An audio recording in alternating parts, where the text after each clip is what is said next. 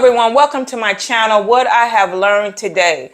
Happy New Year to you. I know I have not seen many of you for the last probably few days. I hope you had a wonderful holiday, and I hope you're ready to move forward and focus on your goals. I hope you have been utilizing your techniques for manifestation and mindfulness and just being true to yourself and getting to know who you are as an individual. Well, today's video is very brief, but it's about mastering your focus, mastering your mindset, trying to do the things that you need to do, or should I say, while doing the things that you need to do. And many times we're not focused. So very briefly, I just want to talk about that. And I want to talk about and give you some tips on how to stay focused. So with that being said, let's dive in. Number one, we want to set clear goals. Begin with well-defined and specific goals to provide a clear direction. When you know what your goal is, when you know what you're trying to achieve, you can get there. But you must first figure out what your goal is, whatever it is you're trying to achieve. So if you're trying to lose weight, you might say, okay, I want to lose 20 pounds or 15 pounds. Okay, that's the goal. But don't forget to determine what do you need to do to get there.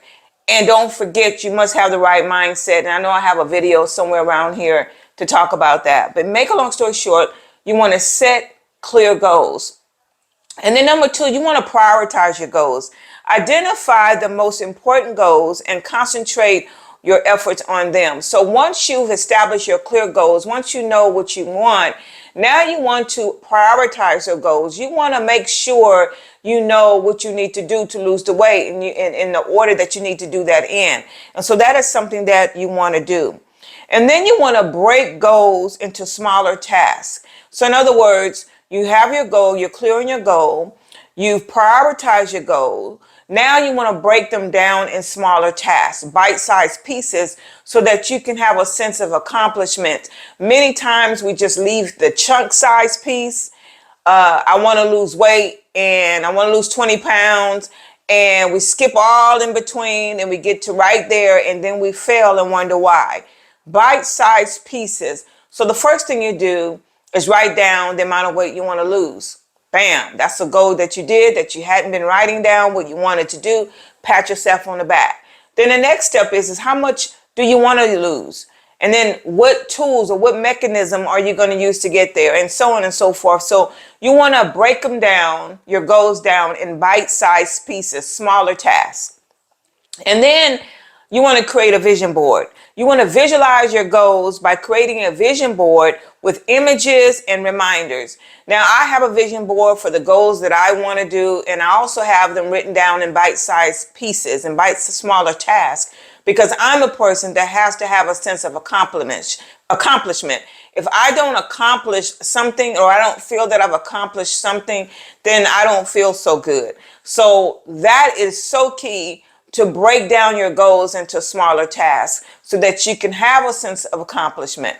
Okay, folks. And then when you create that vision board, when I get out of bed, the first thing I see is my vision board. And I talk about vision boards in another video on my channel, and you might want to look that up, because it's important that what you see it stimulates the mind. What you see reminds you, oh, hey, I got to get to work on my vision. Okay. And don't beat yourself up. If you took a detour, just say one more. And what I mean by one more, you know what? One more day, I'm finna get it right. I'm finna get back on track. Then you want to set deadlines, folks. Establish deadlines for your goals. It creates a sense of urgency. So if you never create deadlines, then your goal never ends, and then you never get to where you need to get to. So you must set an end date. If you don't set an end date, then it'll cause you to kind of still procrastinate, get distracted. You must set goals with an end date, because if you don't, you won't have a sense of urgency to complete them. So when you set the deadline, you will always see, oh, wow, I missed that deadline. I got to go on to the next one, so that you know what it is that you need to do and how quickly that you need to do. You will also know, it will also give you an idea of time that you're wasting, if in fact that's in fact what you're doing. Then you want to eliminate distractions, folks. Minimize distractions by organizing your workspace and turning off unnecessary notifications. Let me tell you something. When people, how are you going to do something and you got your cell phone right there? No, no, no, no. You've got to knock that off. You've got to turn off notifications on the cell phone, off the computer, so that you can concentrate and focus on what you need to do. Then you want to develop a routine. You want to create daily or weekly routines that include dedicated time for your goals. Always have a schedule. It's good. It will keep you pushing forward. Then you want to stay organized. Keep track of your progress, tasks, and deadlines with the planner or digital tools or whatever works for you. But make sure in order to stay organized, you have to schedule. And to schedule, get it out of your head and put it on paper. Then you want to find an accountability partner, folks. Yes, you want to tell somebody, hey, I want you to make me accountable. I want you to ask me, let them know how you want them to do it so they understand. And then you share with them what you're trying to do so that they can check in with you on where you are with your on how you're progressing with your project. And so that's something that you need to do, because that way it keeps you accountable. That way, if you get distracted or something happens, when your accountability partner asks you, you're going to have this sense of, oh, wow, I gotta acknowledge that, hey, you know what? I didn't do anything. So it's not to make you feel bad.